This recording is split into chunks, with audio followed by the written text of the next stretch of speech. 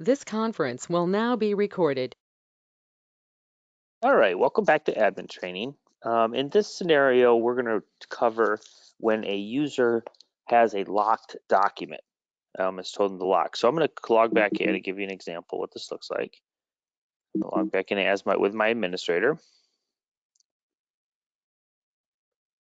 All right, so I'm logging in as an administrator to get to this task. And so you've got a user that's calling you saying, hey, I'm trying to get access to a particular record and it's shown as being locked. All right, so I actually have a document in here. I believe it's this one. And what I'm going to do is you'll see it, they get a message. This record is currently in use by J. Crow. Access is read only. This prevents you from having two users trying to update a document at the same time and overwriting each other's changes. All right, so I can't access this, and you'll see that I got this error message, but you'll also see like the save button here is grayed out. They can still see it, they can view only. They could even try to make some changes. So they could put in here, a test or whatever, but you'll notice they cannot click the save button.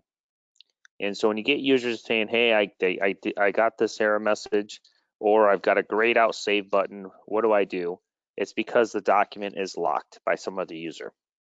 Now, a lot of times what will happen is you just got to contact the user. When I try to click on this, what I should do as a user is I should go talk to J. Crow and say, hey, would you unlock this document so I can play in it? However, sometimes documents get locked for different reasons. For example, let's say that somebody does not log out of the system at the end of the night, and by the time they come in the next morning, the system's automatically logged them off, but it might have locked that document for them. They might not have logged off the system with the key. We talked about that in training as well.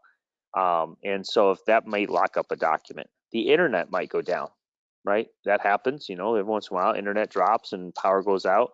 Battery goes dead on the laptop, closes it down, so I have to restart the laptop. So those are the different types of circumstances that can cause records to be locked.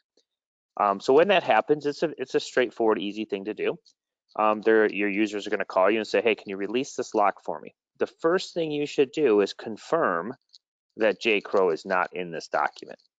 If J. Crow is in the document, you do not want to release his lock because any changes he's made and hasn't clicked the save button yet will be lost once you release his lock. Okay, so we've gone through the process. The users called us and said, hey, I've got a document that's locked. You confirm, you come in here and you say, yep, J. Crow says he's not in the document. Okay, that's fantastic. I'm just going to fix this problem for my users. And so as an administrator, you can go to System Tasks, and you can go down here to say Release Locks, and you'll notice that J. Crow is currently assigned in there, and you've confirmed with J. Crow that he's not in this document. As you work with the software day in, day out, you can be looking here and you'll see a lot of users that have documents locked. You do not want to be releasing those, or you potentially can lose data on here. So you never this is always an administrative function when you release these locks to make sure that you confirm that the person that you're releasing the lock for is not in that document anymore.